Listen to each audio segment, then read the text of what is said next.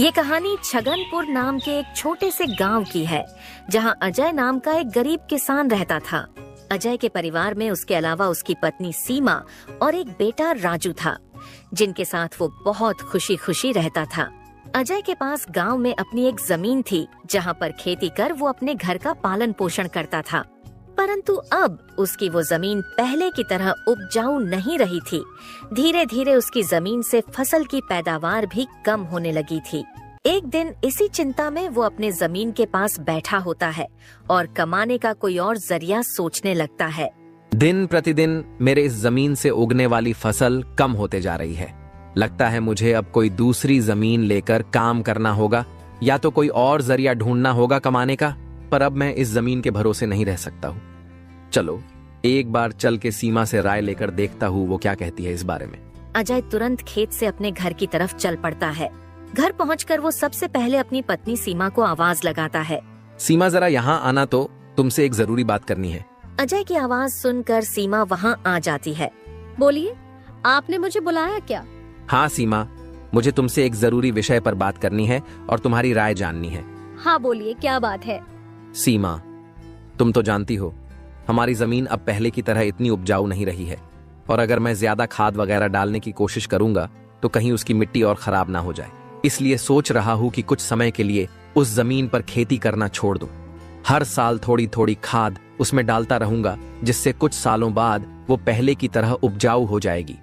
फिर उसमें खेती करना शुरू कर दूंगा। हाँ, ये ठीक रहेगा। इससे आपकी जमीन भी सही रहेगी और उसमें उगने वाली फसल भी। हाँ, पर तब तक मैं क्या करूं? क्योंकि मेरे पास दूसरी तो कोई जमीन नहीं है, तो घर का खर्च चलाने और राजू के पढ़ाई के लिए कहां से पैसे जुटा पाऊंगा? आप एक काम क्यों नहीं करते, एक बार जाकर गांव के जमींदार काका से मिल लीजिए। वो तो बहुत अच्छे और नेक दिल है, वो आपकी जरूर कोई मदद करेंगे। हाँ सीमा, ये ठीक रहेगा, क्योंकि काका अगर कोई नया काम भी करने बोलेंगे तो वो उसमें भी मेरी मदद कर देंगे। ठीक है सीमा, तो मैं कल सुबह सुबह ही काका से मिलने उनके घर चला जाऊंगा।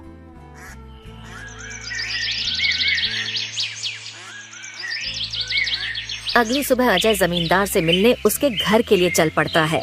जमींदार के घर के बाहर पहुंचकर वो जमींदार को आवाज लगाता काका, है। क्या आप घर पर हो? अजय की आवाज सुनकर जमींदार बाहर आता है।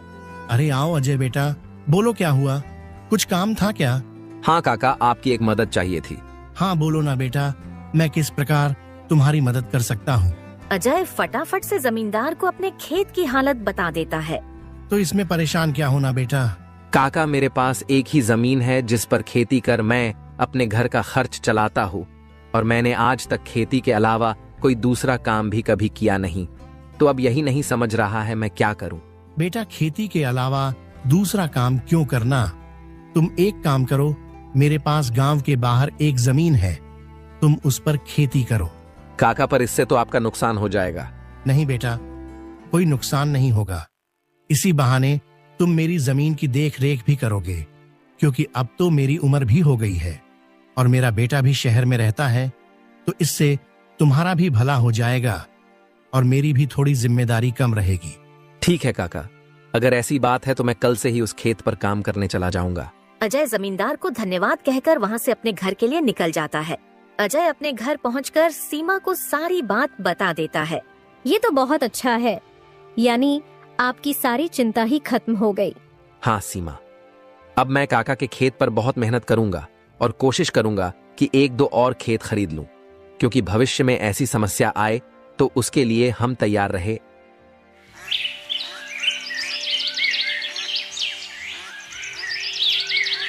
अगली सुबह अजय जमींदार के खेत पर काम करने निकलने वाला होता है तो सोचता है, काका की जमीन गांव के बाहर है, तो शायद शाम को आते आते देर हो जाए, इसलिए सीमा को बोलकर जाता हूँ।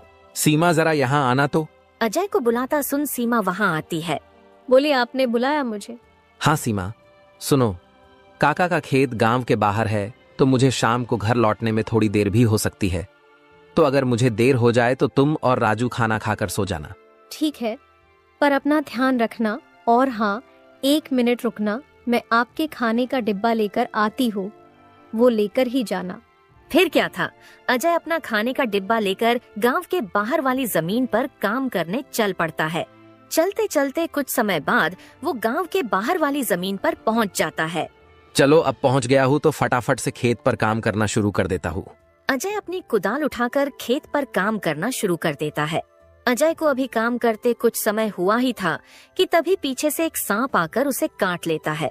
सांप के काटने के कुछ समय में ही अजय चक्कर खाकर वहीं गिर जाता है।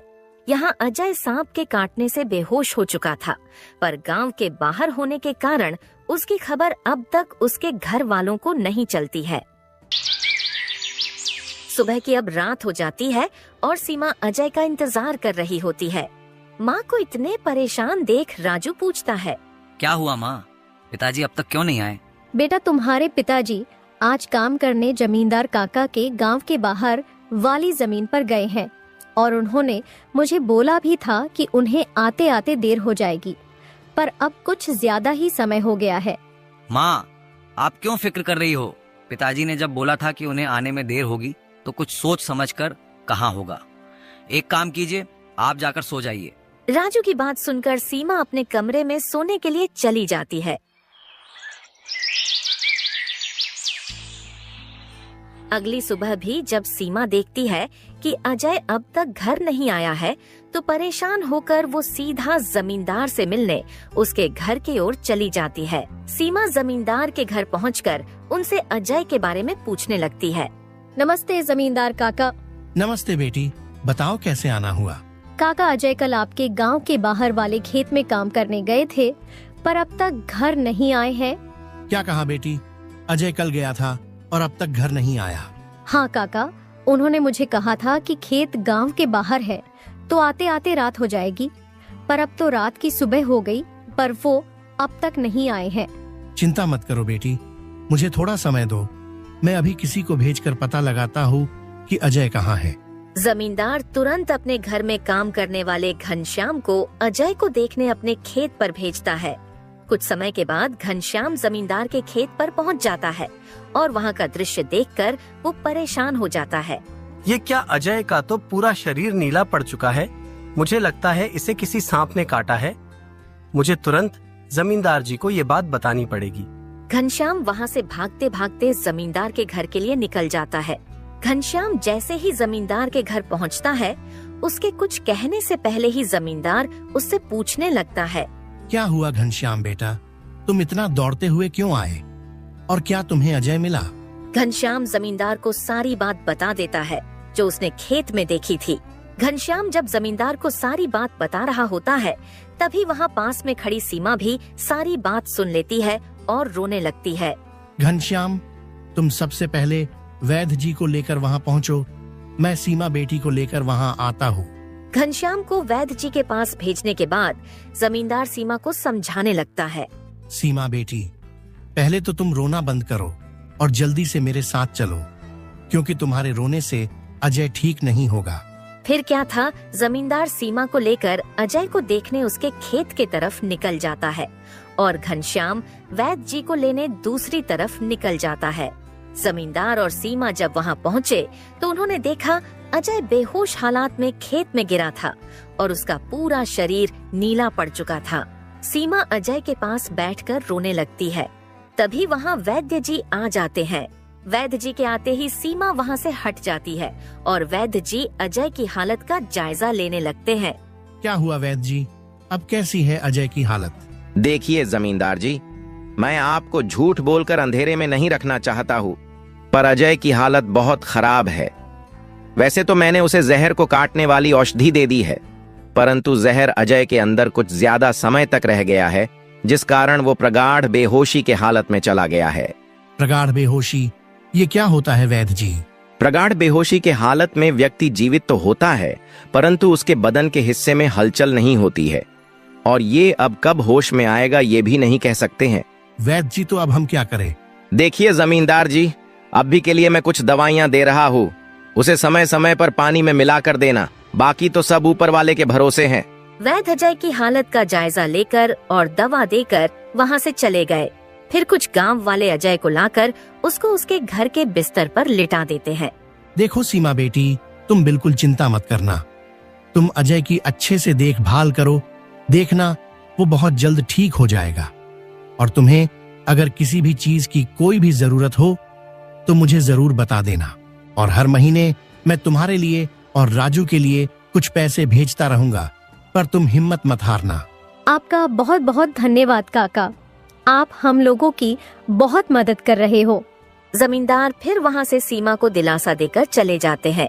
जमींदार के जाने के बाद वहाँ राजू आ जाता है और अपने पिता की हालत देखकर सीमा से उसका कारण पूछने लगता है।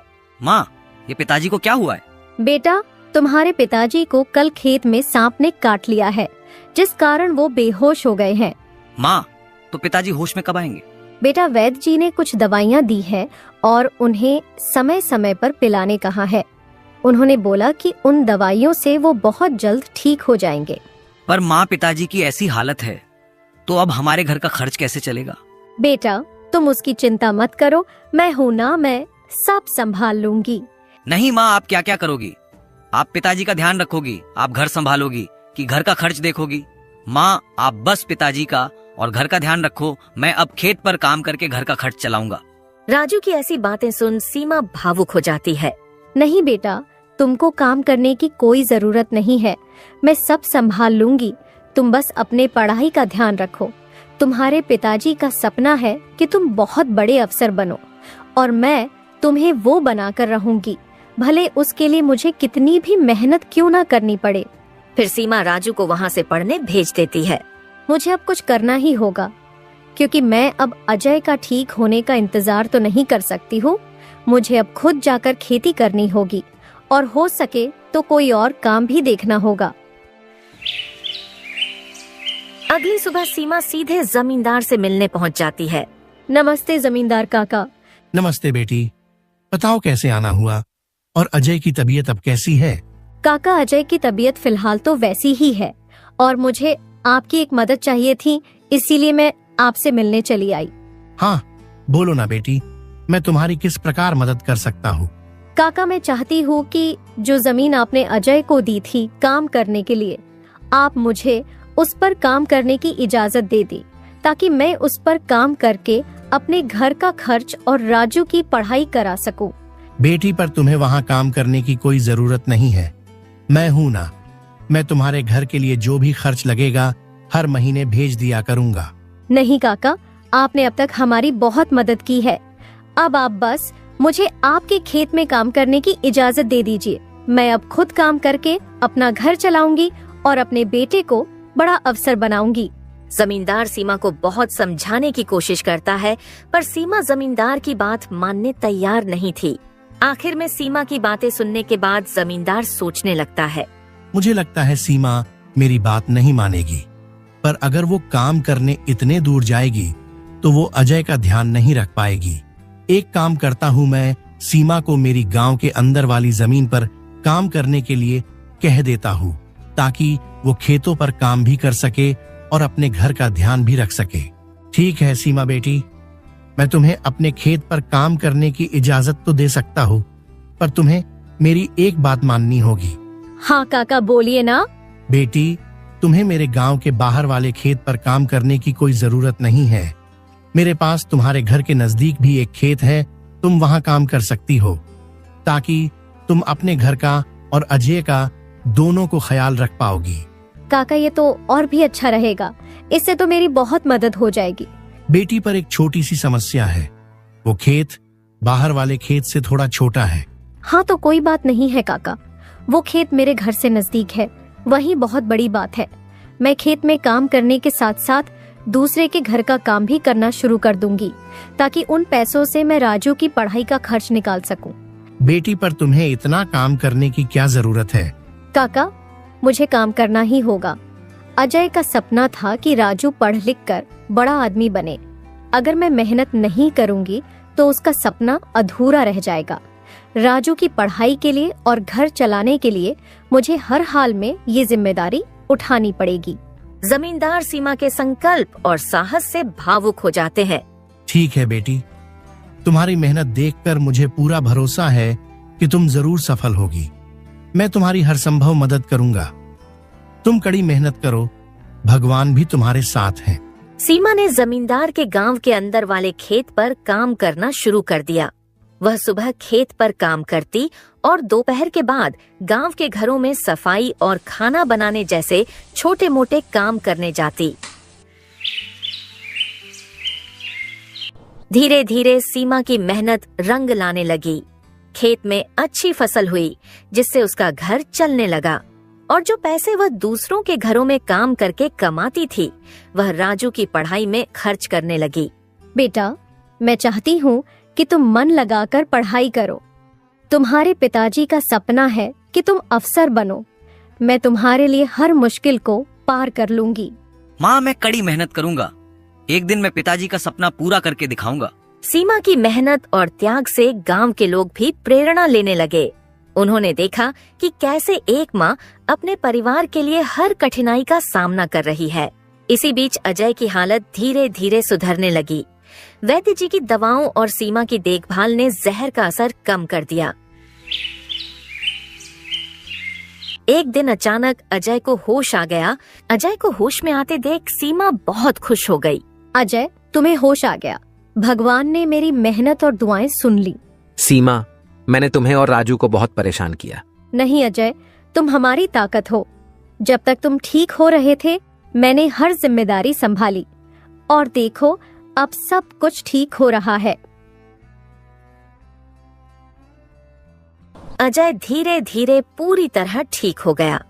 उसने सीमा की मेहनत और त्याग देखकर प्रण लिया कि अब वह उसके साथ कंधे से कंधा मिलाकर परिवार को आगे बढ़ाएगा।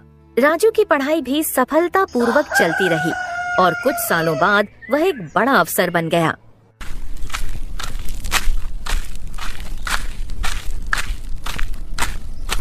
माँ, पिताजी, मैं आज जो कुछ भी हूँ वह आपकी मेहनत और त्याग के कारण हूँ। नहीं बेटा, ये सब तुम्हारी माँ का बलिदान है। उसने हमारे परिवार को बचाने के लिए हर मुश्किल का सामना किया। सीमा का त्याग और अजय का साथ, दोनों ने मिलकर एक नई मिसाल कायम की। गांव वाले अब भी उनकी इस कहानी को आने वाली पीढ़ियों को प्रेरणा के रूप में सुनाते हैं। इस तरह माँ का त्याग की यह कहानी हमें सिखाती है कि एक माँ का समर्पण किसी भी चुनौती को पार कर सकता है और परिवार को जोड़ कर रखता है। दोस्तों, तो इस तरह की और शानदार और मजेदार कहानियाँ देखने के लिए हमारे इस चैनल को जल्द से जल्द सब्सक्राइब कर लें।